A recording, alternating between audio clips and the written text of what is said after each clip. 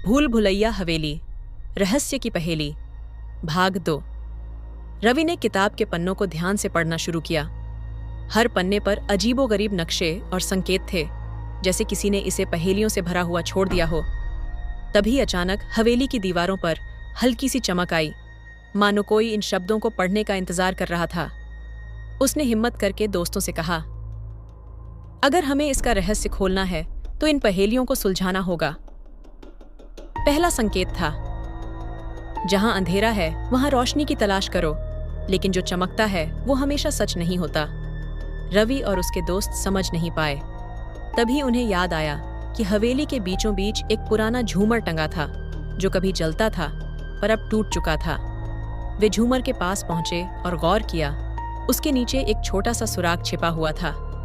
रवि ने धीरे से उसे खींचा और अचानक हवेली की जमीन हिलने लगी।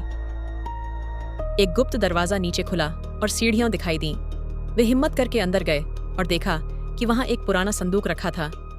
संदूक पर एक जंग लगी हुई चाबी थी।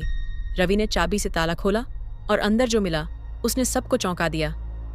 एक पुराना पत्र और एक बच्ची की तस्वीर। पत्र में लिखा था, यदि तुम यह पढ़ रहे हो तो मेरे परिवार की कहानी खत्म नहीं हुई है। इस हवेली में अब भी एक रहस्य बाकी है, लेकिन उसे जानने के लिए तुम्हें आखिरी दरवाजा खोजना होगा।